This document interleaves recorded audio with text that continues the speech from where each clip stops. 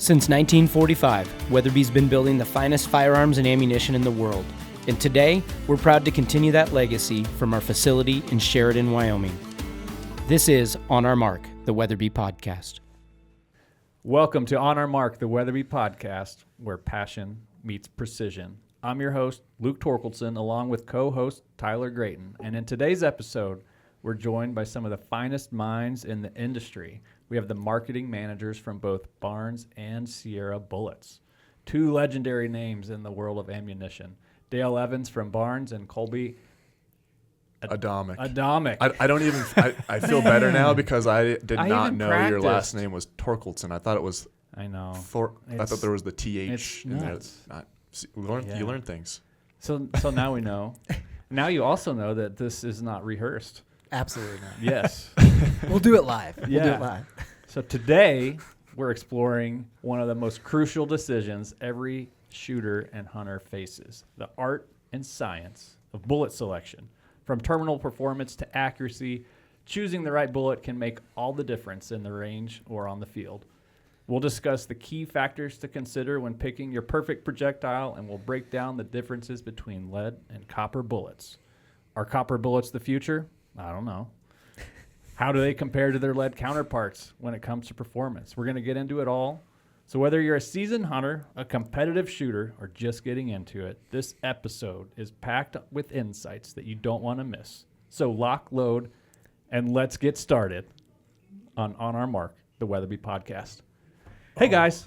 Dude, that was full send. You threw that bolt forward and just sent it. Yeah, we're just awesome. going to jump in.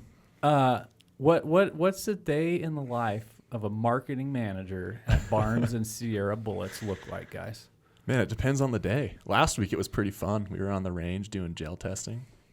That was really fun. Wasn't complaining about that, but you kind of get the full gamut. We're a small team. We're growing. We were talking about that, but yeah, we still got to wear a lot of hats, which can be challenging but fun at the same time. We get to learn a lot of stuff, right? And get to play with a lot of stuff, get to go hunting, get to go to the range, but also get to do graphic design and social media and a little bit of everything. It's anything like a Weatherby marketing manager. There's also spreadsheets and budgets lots of spreadsheets. and planning. Lots of spreadsheets. Absolutely. Yeah. Way more spreadsheets than I thought. Yeah, there are a lot of spreadsheets. A lot of numbers. So Weatherby and Barnes and Sierra have had a pretty long-standing relationship. Well, I guess quite honestly, it's longer standing with Barnes. We've been loading a Barnes projectile on almost every Weatherby cartridge. The majority. Let's just say the majority. And then a few years ago, we started with Sierra with some Tip Game Kings. Awesome. And have seen great performance there. But we knew both of you guys from some of your past lives, both Tyler and I. And so when you guys stepped into your roles, we were like, man, we got to get him on a podcast, and this will be fun. Yeah, I'm pretty pumped. I've seen Colby on he's done a couple of film stuff for Stone Glacier back in the day, and then also just from shows. But Dale, we've hunted a bunch together, and we're hunting again this year together. That's so right. We went on a moose hunt, and we learned a lot about each other there. And man, even back to turkey camp before that. And then right? we did turkey camp. Yeah. Was that your guys' first hunt together? Was the moose hunt? No, turkey camp. Turkey camp. Yeah, turkey okay. camp. But then the moose hunt, man, that was just bonding. It's just like one of the best memories I've had. Yeah. I mean, if you go into the backcountry with somebody for more than 2 days and you don't come out some form of besties, you're either like really good friends, or you're probably just never going to talk to that guy again. The trip went one of two ways. Yeah. Either you're great 100%. friends or you despise each other. There's like no middle ground. I vividly remember sitting on our glassing knob, and we could see about 20 yards, and I'm not leaving. And then we just sat there all day, did not glass because all we could see was fog. But we did a lot of hey, Dale, if you had this tag, how would you want this? Just off the wall questions. Got to learn a lot about it. You know what was great is I was doing a bear hunt 2 weeks ago now, I guess it was, and I played your game the entire time that we did that while we were fogged in.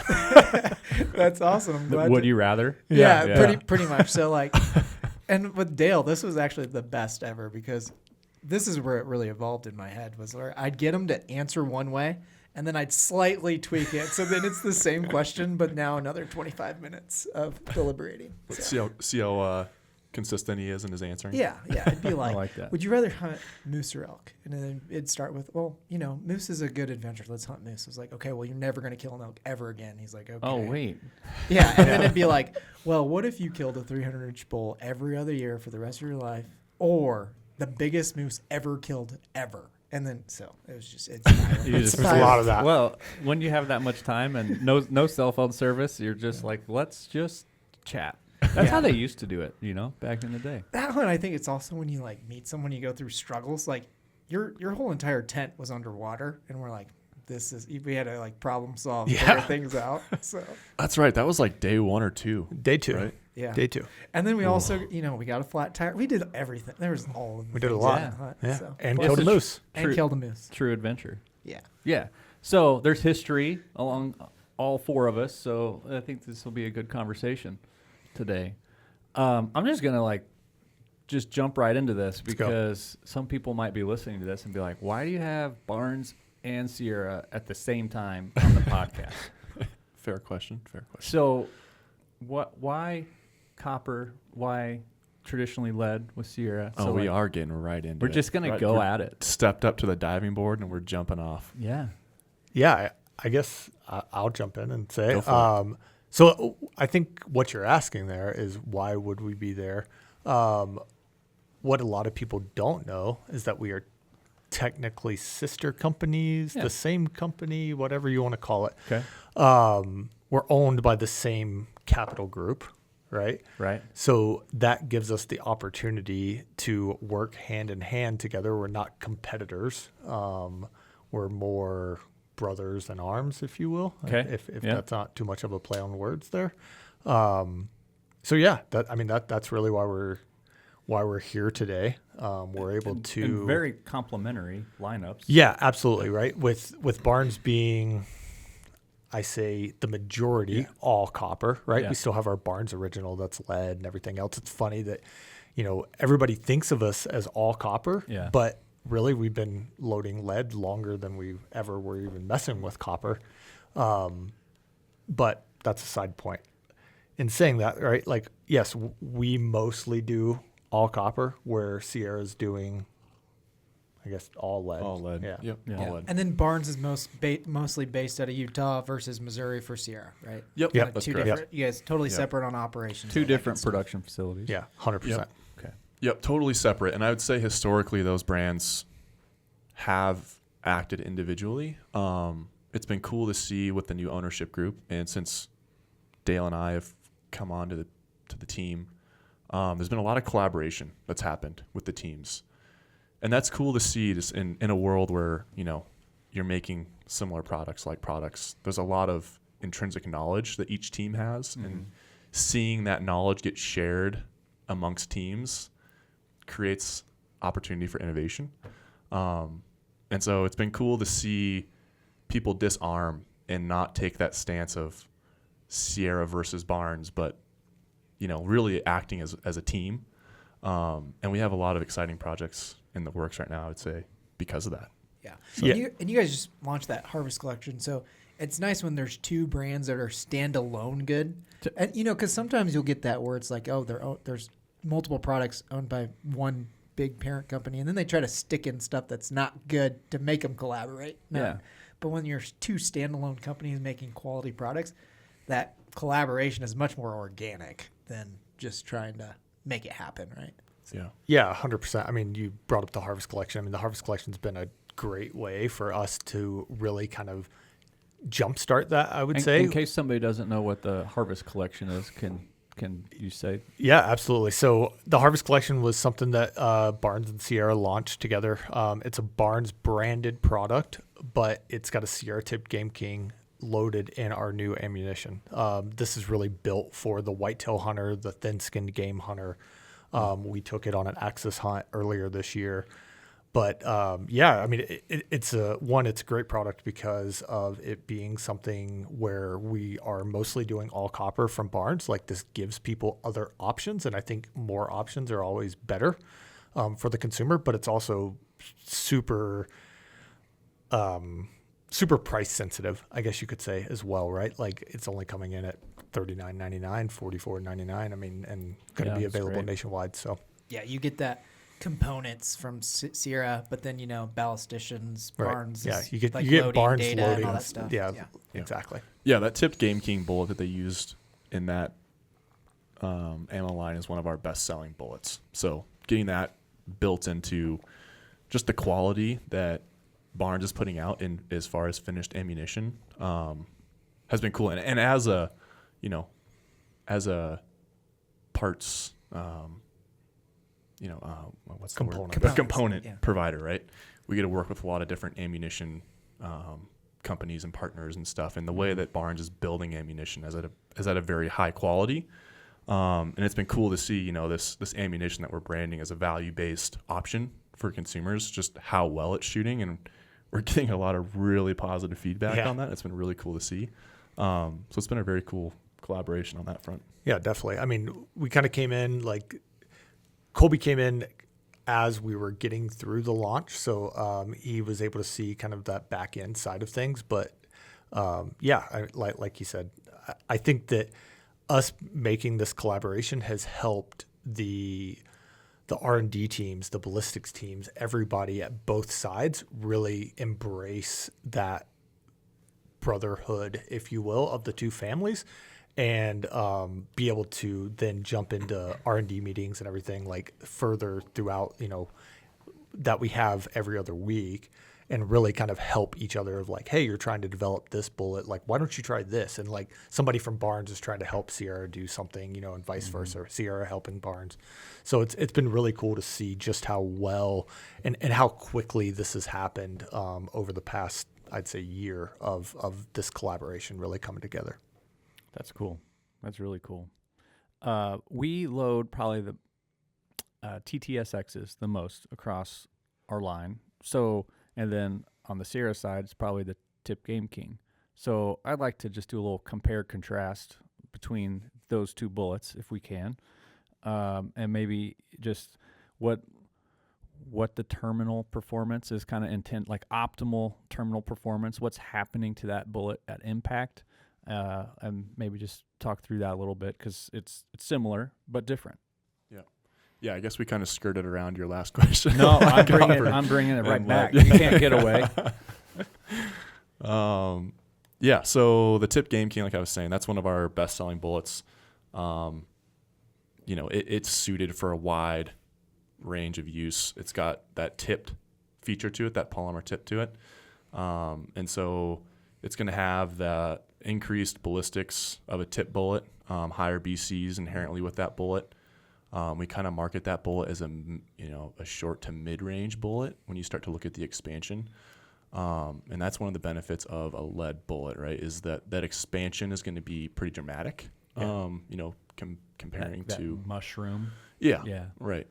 Where they say, a copper bullet is going to do better. It's going to have better weight retention, penetrate a little better. But the wound channel that you're going to get from a lead bullet is oftentimes more dramatic. And so with that bullet, you're not blood trailing animals too often, I wouldn't say. You're going to get massive wound channels, and it's a pretty quick death, if you will, of that bullet. With the tipped Game King, what is retention goal? Is it 50% or is it 70%? Or what do you have? As a percentage base, man, I don't know. We'd have to direct that to the product guys. I don't know what we're going for. I would say, in general, compared to a copper bullet, that weight retention isn't top of mind on a lead bullet. It's making sure that you're getting the opening. It's big deformity, right? Correct. You want to go in depending on your caliber, but you want to go in as a 30 and leave as a 80 or 90. Right. Right. Yeah. You're getting that big wound channel. Yeah. Makes sense. Right. Yeah. I mean, you're really just trying to cause as much damage as you can as quickly as possible. Sure. Kind of what you're saying there, but also just making that shockwave go through that animal versus continuing through that animal. Does that make sense? Yeah, you leave that, you dump that energy into the animal. It doesn't, when you get a pass through with a copper, it's, you're getting that wind channel going all the way through. But it leaves that energy from the bullet. Exactly. Yeah. Right. You want that energy dump for sure. Yeah. Versus, I guess you kind of helped me a little bit there, like talking about copper. But for a TTSX, we have our TSX and then our TTSX, which is a tipped version of our TSX. And also kind of like you said with the TGK there, is we kind of look at that as our medium range bullet option. We also have our LRX, which is our long range X bullet. And that's going to be, more your higher end. But our TTSX is still, to me, I look at our TSX and TTSX as what really put Barnes on the map to be what they are today. And then obviously we've come out with the LRX since then. But to kind of go back, that TTSX, again, has a tip on it. So it's going to help your BCs. It's also going to help with expansion as you hit the target, hit the animal. But then, with a copper bullet, you're still going to get large expansion. Like we kind of go towards looking at a 2 to 2.5 times expansion. So again, if you have a 30 cal bullet, you're trying to get to that 60, 65 type of, expansion, like pretty good expansion. But again, we're trying to get the main penetration. We want complete pass-throughs on animals. And it doesn't matter if you're shooting an axis deer or a white-tailed deer, or you're shooting, big Yukon moose, right? You want full penetration completely through that animal, busting bone, everything else, and just get the maximum amount of penetration and straight line penetration through that animal. And then to kind of go back to what Tyler was saying about weight retention, right? Like we're looking at 98% type of weight retention versus, let's just say 60 to 70% weight retention. Yeah, on a lead projectile. Right, exactly. Yeah, that's really interesting. I'd also add, as from a rifle manufacturer perspective, the tipped bullets we like because they typically feed a little better. Okay. Sometimes the non-polymer tipped bullets can hit a feed ramp, and sometimes they like to go up, and sometimes they don't. So sometimes they can bite in, especially the copper ones. Yeah. So we're a fan of the tipped bullets for that reason. Plus the increased BC is a nice benefit. Right. Yeah. Yeah. I feel like the landscape of shooters today is, I would say, weighted towards tipped bullet options right now, just with the inherent, guys are able to buy a Weatherby over the counter and have a 600-yard gun, right? And having that BC that's going to deflect wind better and be capable for those longer shots is more common than it's ever been. Yeah. Like we talk about it all the time. Like 5 years ago, I feel like it's that recent. 5 years ago, 400 yards was like, I don't know about you guys, but that was like a far shot for me. And I think it was, the knowledge base wasn't out there like it is today, but just the technology in rifles has gotten so much better that you can really go buy those guns that are capable of doing that, today. Or when I was in college, I was still hunting with my grandpa's 30-06 that had the barrel glued to the stock and, the harmonics every time. I wouldn't know. Sometimes I was leaning on the barrel. Sometimes I wasn't. Like, I just personally wasn't skilled up as a shooter to be able to pull that off, and I've been educated on how to do that. But then also the rifles that you guys are making enable me with the right skill base to go out and make those shots. Yeah. So it's an interesting. I think there's definitely a continuum. There's probably like a Vietnam sniper or something, that's like, I've been doing that for, since I had napalm for breakfast.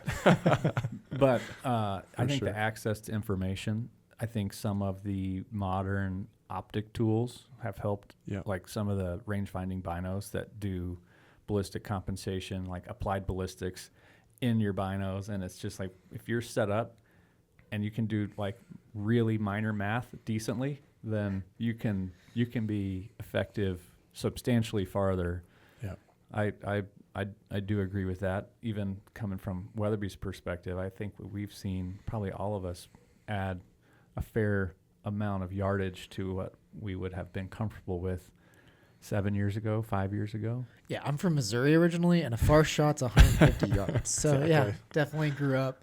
It's kind of same thing. Just a lead bullet, 30-06, and it's just fun as you increase your knowledge base and get more proficient. And then even as you're shooting farther, we're talking projectiles here, but then it's just like your shooting form. All of those little things are exponential. So it's just like when you do something a little bit wrong, it might be okay at 100, but at 1,000, you're going to see it. So it's kind of cool to see Yeah. the feedback too. I feel like Right. it's all a formula, right? It's like to shoot these longer ranges that guys are shooting at today, you got to have the right bullet. You got to have consistent bullets. You got to have consistent, charges in your ammo. You got to have the rifle that's capable of doing it. You got to have the optic that's aiding in your dope. That It's you're a whole clicking in. system. It's for a whole sure. thing. Yeah. And in the last 10 years for sure, it feels like it's just jumped light years in what you can do. Yeah. One of the things we talk about a lot, and it can be a challenge. So like 6.5 300, it's the fastest 6.5. Yeah. It's doing a lot, and asking a single projectile to perform at over 3,300 feet per second, like just from a holding it together perspective, hitting 3,300 at the muzzle is a lot different than the same shot at 800 yards. Right. I think 6.5 300 and 6.5 Creedmoor cross around like 300, 350 yards. So like at 6.5 300 at 350 is what Creedmoor is at the muzzle. So you get like a pretty big head start. That's crazy. So you get a pretty big head start. But that leads into some challenges I think a lot of people overlook in bullet selection, because not every bullet's created equal. And there's some bullets that perform really well at lower velocities and some that perform well at higher velocities, and fewer that perform well at both. Right. And I think that's can be a challenge sometime to think about how you're going to be hunting. Obviously, you can make the best plan. Almost it feels like every time I've been dialed, I feel good. I'm going to 1,000-yard shot. I feel good about it. And then the deer you're looking for shows up at like 50 yards. You're like, well, all that preparation, but luck's just preparation, meeting opportunity, right? So, Yeah. but maybe we could talk about that just a little bit on the projectile selection, whether it's one that we currently load or not. If it's in your lineup, I think let's talk about like what performs best on the high velocity end, and then maybe on the lower velocity too. Yeah. And if Yeah. you guys have a line where you draw like, there's kind of the minimum threshold FPS that you would need on a projectile to have good terminal performance. Yeah, I mean, so we do have that, right? And we kind of know those. We definitely keep that a little bit, quote, tighter to the chest, right? Because what I would say is that It's subjective, right? It's totally You could subjective, offend right? some people. Yeah. Because, and it can be caliber specific even. Right, Right. exactly. So Well, for sure. and that's where I was kind of getting at that, right? Is like depending on the caliber, depending on the bullet that you're selecting, most of the time it is quite a bit further that it's still going to expand than what we even want to tell people, because you're not trying to promote people Yeah, going that's out there fair. and That shooting there's a danger, 1,200 I guess, in yards this and all that type of conversation. Like, stuff. oh, they said it'd work out to 4,000 yards. Exactly. Right. So, I mean, the way I would look at it is, I know for our TSX, our TTSX, even our LRX, even at 50 yards, if it is going that 3,300, is it going to expand? Absolutely, it's going to expand. Are you going to potentially shed some petals because it is going so fast? Yeah. Yes, you are, because that bullet's really optimized for perfect, expansion at 300 to 500 yards, let's say, because that's where you're probably going to shoot. Like more talking like an LRX versus a TTSX. A TTSX might be 100 to 400, let's say, is like that optimum expansion window that we're trying to build out. So even at 50 yards, it's going to fully expand like you want it to do. But again, you might lose a petal here or there. So now you're down to 85, 90% weight But like retention. 6.5 Creedmoor versus 6.5 300, is that 1 to 500 yards or 1 to 400 yards for Creedmoor? Because then that would be like 3 to 800 yards for a 6.5 300. Right. Well, and I guess that's what I'm saying is like it's completely subjective to the velocity that you're going to be going at. So you try to look at like what your minimal velocities are of like what it's going to still expand to, but then you can just back it up and say, hey, look, like even if you're expanding it, much faster, let's say 3,000 foot per second versus 1,100 or something like that, it's still going to fully expand. It's just you're going to start to lose petals potentially at very close ranges. But once you get past 150 yards, like it's still going to do what it's supposed to do. Then you're just looking at what is your minimal velocity. Exactly. So- Yeah. You're going to start looking at minimal velocities more than the high end velocities for that. It's super hard to like prescribe this is the optimal thing. We at Weatherby have kind of drawn a line in the sand and it's not our line. Mark Thompson at Thompson Long Range said 1,800 FPS along with 1,200 foot-pounds of kinetic energy. That's like kind of the line. Right. And so for every cartridge, that's going to look a little bit different, but that's pretty well what we subscribe to, and we're kind of doing a ballistic comparison on a 6.5 300 versus a 6.5 Creed or 6.5 RPM. Right. To just get like a effective yardage difference. Yeah. I'd say we've adopted something very similar. We're going to be in that same ballpark. And then like you were talking about, we have certain bullets. This new MKX, Match King X, is one of those bullets that is optimized for expansion. Not optimized for, but it's going to expand at those slower velocities that are inherent with longer shots. Sure. That bullet was really spun off from, our Match King bullet is one of our best-selling bullets. For Well, sure. that bullet comes from, obviously, the competitive shooting world. As guys have used that bullet and fell in love with that bullet, had good results at matches, well, how easy would it be to take that bullet that you're so familiar with, right, and then go hunting with it? And they wanted to take our standard Match King bullet and go hunting, and they asked us, hey, I'm thinking about taking this hunting. Can I? Should I? Well, the answer has always been no, because that bullet, as opposed to a hunting bullet, you look at the construction and the different processes that go on the back end to make a bullet. We made that bullet to shoot steel, not an animal. Right. So it wasn't designed with any expansion In mind. right? It was not a Right. factor. Not a factor. Well, you fast forward 10 years and what guys are doing today, again, getting back to the conversation of being able to, you're Joe Schmo. He doesn't have to go shoot a match 10 times a year to be proficient with a gun anymore, right? But maybe he has. Or maybe you are the match guy that's been shooting MK or Match King for the last 10 years and you want to go hunting. Well, we got enough of those requests that we're like, well, we need to make a Match King that's the same ballistic profile that they can go take and shoot a match with, or they can use a Match King if they really like their Match King bullets and then swap out this Match King X bullet. It's built under the same ballistic profile, and to change the load at all, and now they can go hunt with it. So the hope is, and what I think is going to be really cool, what I've personally been doing this year is I've been shooting in the matches with that MKX bullet and getting that Match King performance, but I'm building up that familiarity with that bullet, and I know it's designed to expand, so now I can take that bullet from a match, have all the experience from the year of shooting it, and go take it into the field and hunt with it. So I think that's going to be a really cool crossover with that bullet in particular. Yeah, that's pretty sweet. I've talked about that a little bit on the rifle side of having like a trainer gun, essentially. Yeah. So it's like, 300 Weatherby is going to be my hunting rifle, but if I can like get a very similar feel, so like an Alpine MDT carbon, like that's a great factory class rifle for NRL Hunter. Yeah. Well, if I have one in 6.5 Creedmoor and one in 300 Weatherby, I can practice all year with that 6.5 Creedmoor and just get that muscle memory of trigger pull, shooting from different positions, and I'm taking that training.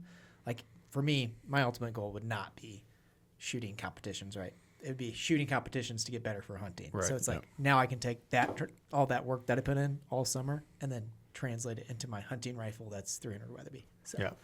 For it's kind sure. of a cool, similar And- wavelength of like of things of how to practice like you play, essentially. Yeah, and I would say I'm very similar. Like that's what's so appealing. We were talking about. We just did our first NRL match. We were kind of talking about it at lunch, but it was a very fun, very cool experience.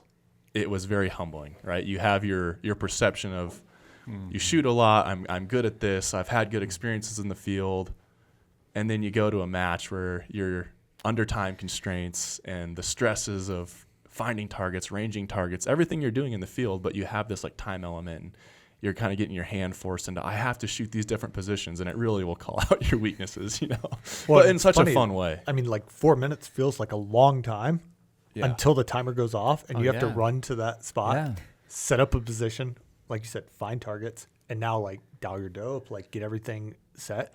All of a sudden it's like 1 minute left and you're like, wait, I just got off my first round.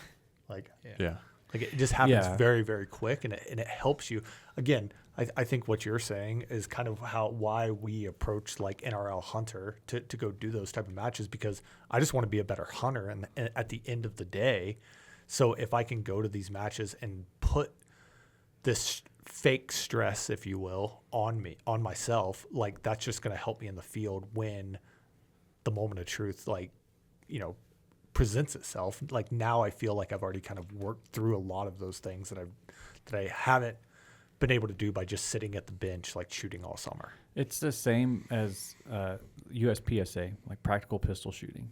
Yeah. Most people, when they get a new pistol, they go to the range and they shoot very traditionally, square to a target, 2 hands on the pistol, just boom, boom, boom, boom, boom. Man, I can shoot this gun great.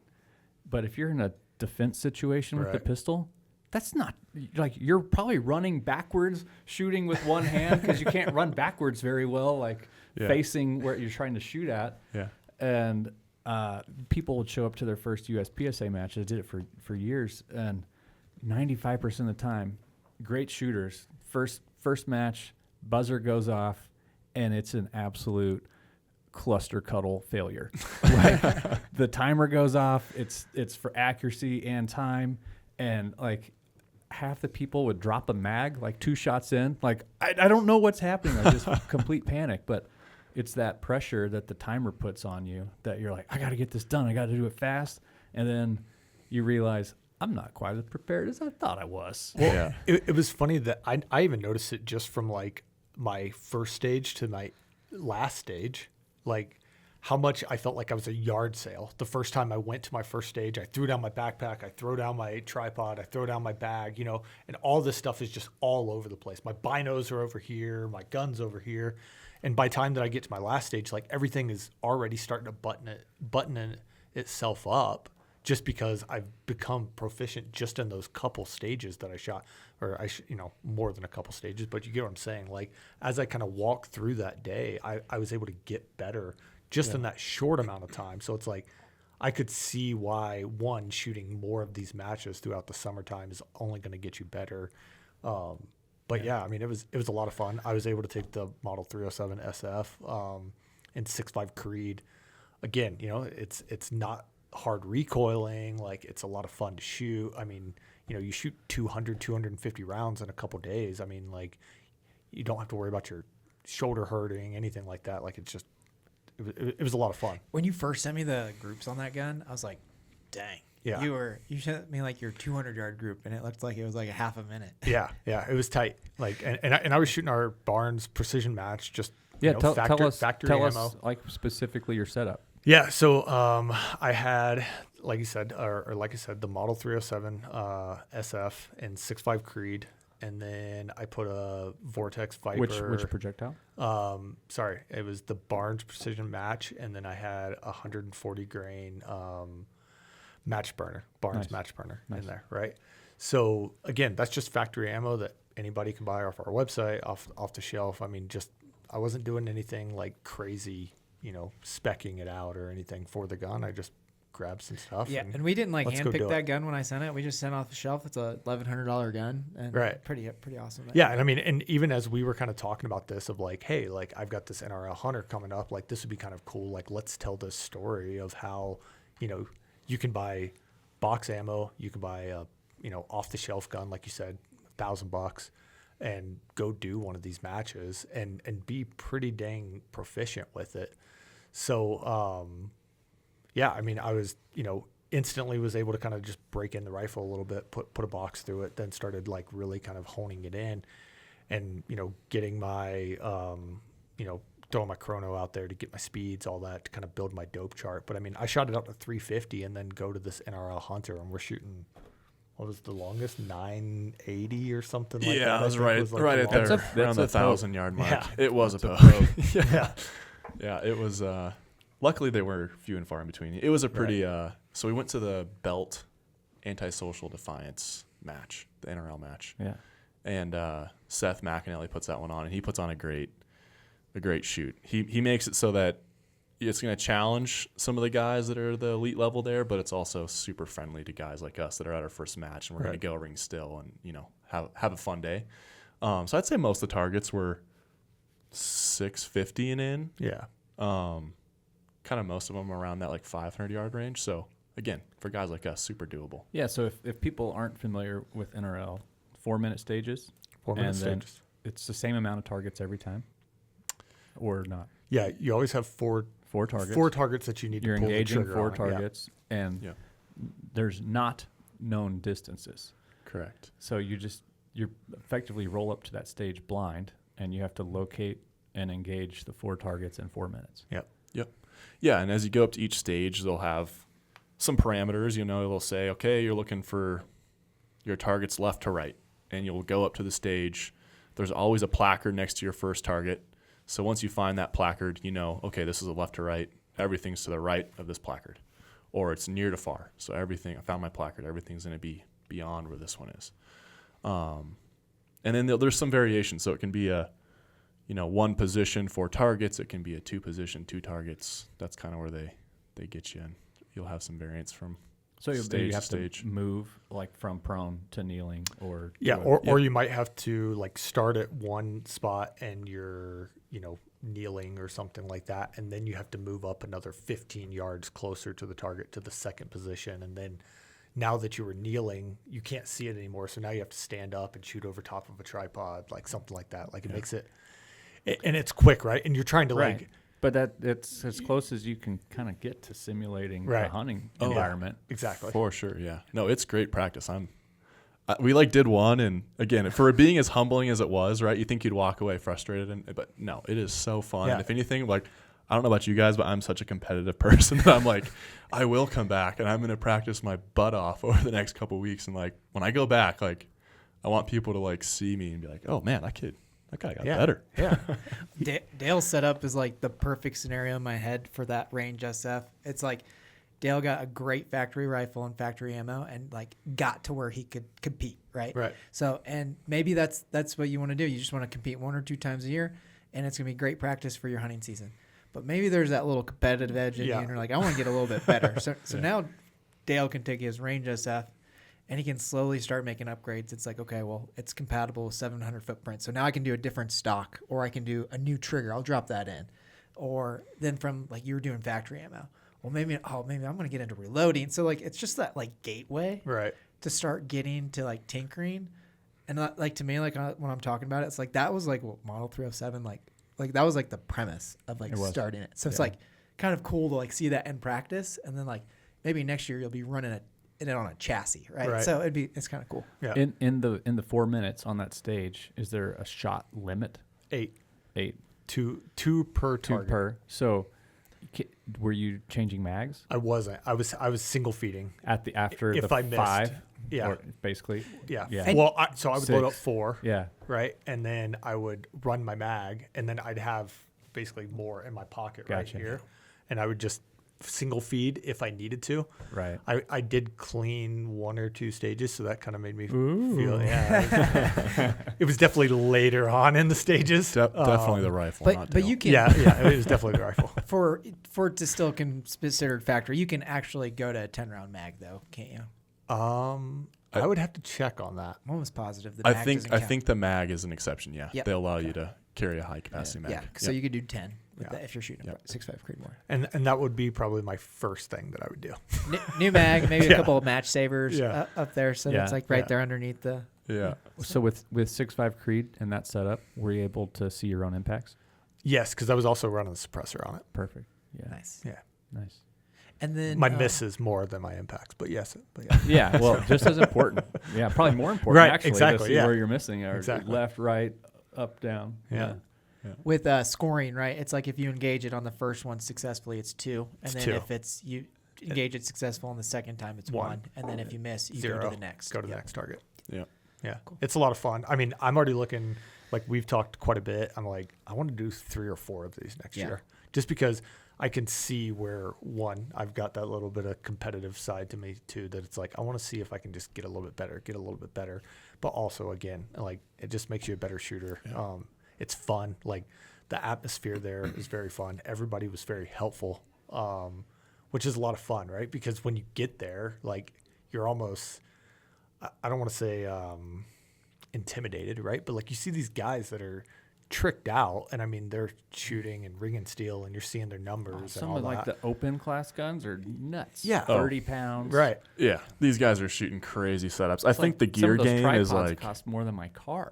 oh, it's insane. I think it'd make you puke if you looked at some of these guys' dollar value of their setup from head to toe. I mean, it's guys are kitted out for sure. Yeah. But Yeah. Well, one thing, it's like a parallel this to our running. We were talking about running a little bit earlier too. I feel like that's similar to shooting, where it's like the top of the top guys are competing for that podium, but then like a lot of the other guys are just competing against yourself. Like, how much better can you get against yeah. yourself, right? Yeah. Like, I started here, and now next year I'm going to be here.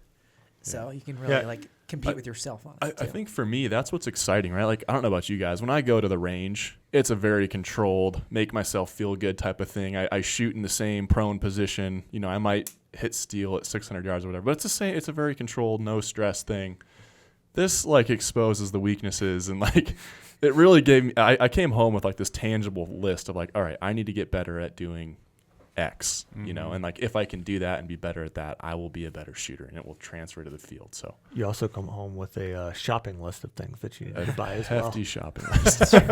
Yeah, it's funny when, like, the difference between range time. We had someone do a Weatherby experience last week. His name's Rob. Shout out to Rob. He's from Michigan. He shot out to 1,000, and when we were done shooting, I don't think I asked this before, but I was like, "Hey, what's the farthest you've ever shot? Have you ever shot 1,000?" He's like, 200 yards is the most he's ever shot at steel ever. Oh, wow. And it's just like he's out there hitting steel at 1,000 just because it's like so controlled when you have, you know, at the end of the day, it's a math equation. Right? Yeah. So when you have it all like dialed in, it's just Right. like, Yeah. and then you shoot. So it's just funny how it's like, then you go from that extreme of like, this is super comfortable to this is uncomfortable. Yeah. You guys should come up and shoot one with us next year. I definitely want to. I'm in. I feel like, remember like the run we said on the podcast, we're going to run 52 miles. So We now do all of our major commitments on the podcast. we do. Yeah. So now we're committing to doing it There we go. with you guys. we were talking earlier about how just like the culture around races is so cool, right? And it's like a lot of times why we go do these or you guys go do these races. I don't do these races. Soon though. Soon. Have done races. I felt the same way about NRL. The community, like the shoot and everything, was great. It was fun, but the community of guys that get cool. together and do it, it was just as cool, if not cooler. Super welcoming, and like again, you talk about like going into this being super intimidated, right? Of like your perception is these guys shoot all day, every day. I'm gonna look like a fool, but everybody was just like, if anything, they're just, you know, not overly so, but like they'll give you tips and tactics and how you can be better and, you know, get a little bit more steady in a position. And like there was a lot of help that I walked away with that I was like very grateful for. I was thinking actually, it's not related, but also related. Like we're talking about how it's really good for us or for you, the individual. But I think everybody also has that friend that's a good shooter at the range, but then when they go hunting, they're just like airball central. Yeah. You know, the wheels just whether fall it's off. target panic or I think most of the time is they can't get comfortable because most people go to the range. Most people probably put a gun in a lead sled and like, I'm dialed. Like, yes, the gun is dialed, but you, sir, are not yet dialed. 100%. And I think you should, you know, people should go and invite that friend to do an NRL match with them and then watch the improvement also in the friend. Yeah. I think we all have that hunting partner that Mr. 100%. Airball. I'm definitely guilty on a hunt that I am getting prone. Like I will get prone and yeah. find a comfortable spot. So it would be nice to be like better off a tripod, better off some of these other things. But And I think some of these positions that you go shoot these matches to, right? It's like we talk about practice versus like in the field implication. Like I don't intend to ever go to, I don't not intend, but I will never go take a standing off a tripod shot at 700 yards at an animal. But it's like, if I can go do that in a competition and shoot steel, well, I don't have to do it at 300 yards. Yeah. I feel way better about it, right? Absolutely. So it was fun. It's great learning. it's like that. I like to bring this up. It's like, what is your ethical range, right? That's different for everyone because the person who shoots 4 matches, 5 matches a summer, shooting at 500-600 yards, that person is probably more ethical than the guy who hasn't shot his gun this year, heads out on opening day and is trying to shoot something at 200 yards. So it's just like that ethical range is so subjective, right? It is. For sure. Yeah. Yeah, we were talking about it earlier, but like some of our guys that are, you know, some of the elite level guys are shooting 10 to 15,000 rounds a year. That's like, Yeah. that is a lot of practice. And Yeah. like, you know, you do that. And like when the first time I ever shot 600 yards, I thought I shot a mile, you know? Man. Yeah. You see how long it took to hear the impact? Yeah, we had the bunch of people for that Weatherby experience, and it's like everyone's shooting at 1,000, and then it's like when you dial it back to 5, 4, 3, they're like, we've just gotten that much better, and like just at afternoon and range because you're shooting that much farther out. Yeah, it's wild. Okay, there's a question we like to ask a lot of our podcast guests. I'm going to modify it for you guys, and it's going to be the same question to both of you. 2 questions actually. We're gonna go hunting. Ooh, I like this already. And I want you to pick your projectile for that hunt. So, Okay. Colorado, open country, elk hunt, most likely shooting across canyon. Which projectile and or cartridge are you going with?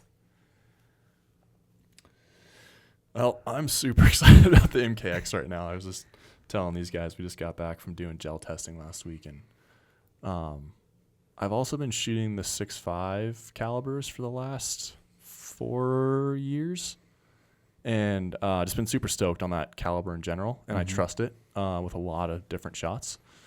So I would go 142 6.5 MKX. Yeah, right now. PRC, right? Let's at least make it 6.5 PRC. 6.5 PRC, yeah, that's what I've been Let's shooting. do that. Yeah, that's what I've been For shooting. elk. On an elk. Yeah. On an elk. For On an an elk. elk, Yeah. yes. Yeah. Yeah. No, I'm just messing with you. How about you, Dan? I've always said that I'm a 270 or a 7 mag type of guy. Since the 7 PRC launch, I've become a 7 PRC guy. I've done a build with you guys down here around a 7 PRC. So with that, I would take a 7 PRC and I would take our 160 grain LRX, loaded up, ready to go. Okay. Next, we're headed to the Red Desert for antelope. Same question. Oh, Does it change anything? I'm a big fan of shooting one thing and getting very proficient with it. So I will vary this. So if I was gonna switch it up, I think that tipped Game King is a sweet bullet too. You get a little higher BC being that it's tipped versus a non-tipped option. I think that bullet is really optimized for like those mid ranges too. So yeah, I would take that. We make a 140 or 145. And the 6.5. Tip Game King out of a 6.5 would be a sweet option as well. For sure. I'm going to go lighter. I'm Yeah. going to go smaller. I mean, we're Yeah. talking antelope here, right? Yep. But like probably a little bit longer ranges. Could be. Could be. It's pretty open, real open country Yeah, down open there. country. Mhm. I would either say go with like a 6.5, something like that. I've always had an infatuation with 257 Weatherby. I think that it's pretty cool little cartridge, pretty dang fast. So I concur. and That with is the right answer. I would say 101 grain LRX for that. Yeah. There was no right answers except for Dale's was right. Yeah. Sorry, Colby, you were wrong. Yeah, I meant 6.5 RPM. yeah, there we go. No. But it's we all load good. and we load a 100 grain TTSX, right? That's our Mhm. that's our factory loaded Yep. 257. So It's a pretty sweet setup. That's one smoking. I think I can't remember the velocity off my. it's Is it a 34? It's up there. It's pretty fast. yeah, Yeah. it's quick. Yeah, I think it's 34 something. Yeah, it's up there. That's You moving. don't even have to dial at that point. Nope. If you do put a it on. 300 yard Yeah. zero, most likely you don't. Yeah, it's like 0 to 5 is like basically hold. Yeah. Pretty much. Yeah. It's funny. I feel like I've kind of gone back to that. Here we are talking about all the different advancements and technology and stuff. But like I find when I walk around in the field, I will set my dope to whatever that 300 yard increment is, right? And I know in my head, okay, it's going to drop out to 400, another 5 inches. And anything in below, it's going to be in that 5-inch window as well. So it's like if you have a jump shot that's obviously you're not looking at it as if it's a mile away. It's like I can put my crosshairs on it for the most part and squeeze the trigger. I'm a big fan, especially with Weatherby cartridges, because the velocity advantage of a 300 yard zero for that reason. And then, past 5, it's you're dialing anyway typically. Yeah. So just that leveling the playing field out to 500 and that confidence that gives you. Yeah, Yeah, for sure. and it's really probably inside of 300 where it's going to happen quick. Outside of 300, I don't know, unless you're like yelling and doing jumping jacks, like you probably should have a minute to like get situated or whatever, but just inside of 300 to not even have to think about it is pretty nice. One less thing for sure. Yeah, I think. Yeah, JD got me pretty early on the influence, so he's a 100-yard zero guy. So that's what I've been for everything. So I split the difference. I'm a 200-yard You're zero a guy. 200-yard zero I am. guy. So what's your logic there? I don't know. I don't like 100 because I'm like, well, I only got to put it a half inch higher to be good at 2. And then I just put it at 2 and then I dial anything. Yeah. Because I look at 90% of my shots when I'm hunting is 200 and in. Sure. Or let's call it 250 and in, right? So like 200 and 250, probably you're talking 2 inches maybe. No big deal. Yeah. So I just do it at 200 and then I dial everything else. Even if it's 300 and I only got to do it a click or, one full turn, like, sure, do it. Yeah. I'm dialing most of the time as well, but I still just like the 300 zero. Yeah. It's just pretty handy to just in your head know, okay, basically at 1 and 2, you're about 3 to 4 high. Right. And like you said, Colby, like 400, you're about 4 low. 500, basically just put it on the ridge of the back and you're perfect. Yeah. Works pretty good. Wyoming windage, huh? Yeah, I guess so. It's another one of those things, though. I feel like it's good to go build confidence around that because, like, I feel like you can look at a dope chart and it tells you one thing and it's right. But like, I've done that at the range now where I will go set my dope to 300 and I'll shoot steel out to 500 and in, and you'll see on steel like where your impacts are, and you're like, oh, this is legit. Yeah, I think it's pretty neat. What can we expect to see from Barnes and Sierra going forward? Man, I'm personally, and again, I'm new into this, which has been really fun. But I would say Sierra is positioned right now with our leadership team, with our product, with our branding, we're getting innovated in all of those. Our leadership is really encouraging just our product innovation right now. I'd say historically Sierra has been very comfortable in the products they've made really good bullets. But as far as bringing out new bullet technologies, new bullet innovations, it's been a little stagnant for the last decade. Yeah, and everything going on behind the curtains right now is very exciting, especially me coming in. They're silly enough to let me in on these product meetings, which is a total blast. Not supposed to let the market. I know. The product. I know. They're losing their mind. We get it. Yeah. We tell everyone everything. But I feel like one thing that we have a ton of opportunity into just in our existing line is heavy for caliber offerings. I feel like that's one thing that the market's just been begging us for, and we have a lot of. That's one of the top questions we get to. Yeah. Yeah. So we have a very extensive offering in those light to midway options in a lot of our product families. But we have a lot of heavy for caliber stuff that we're working on right now that it's personally very exciting for me. Yeah, that's cool. So yeah, I'm excited. I mean, on the Barnes side, it's tough to go heavy for caliber, right? Because it's copper and everything's kind of inherently lighter for caliber for what most people think they should have.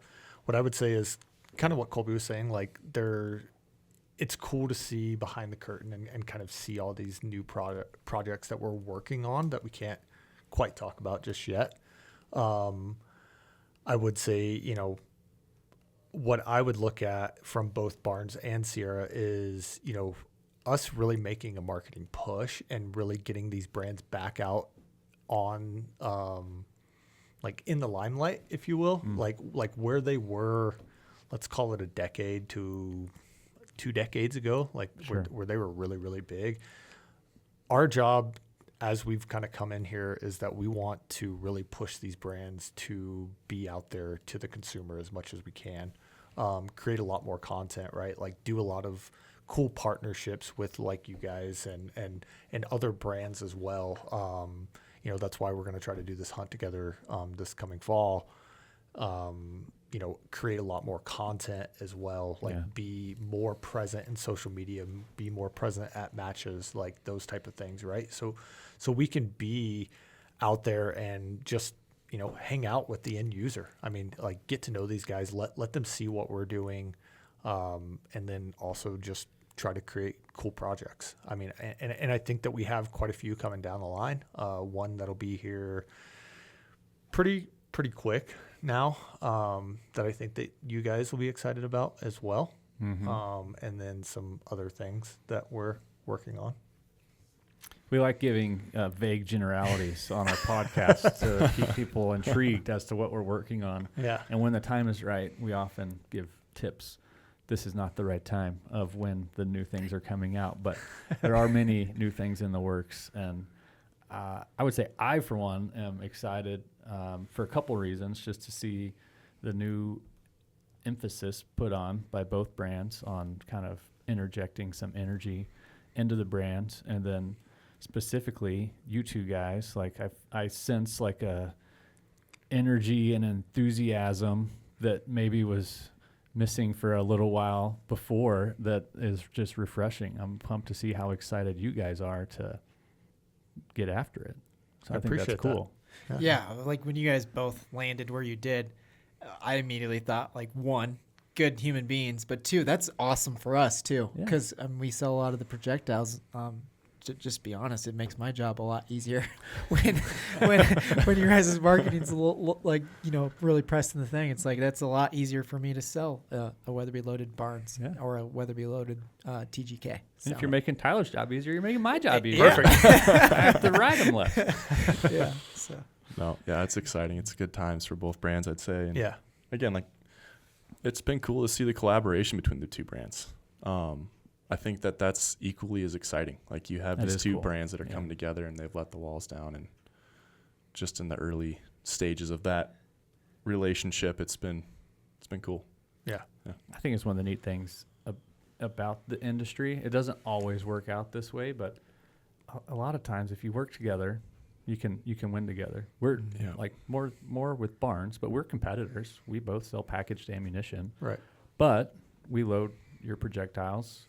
You guys load some of our cartridges.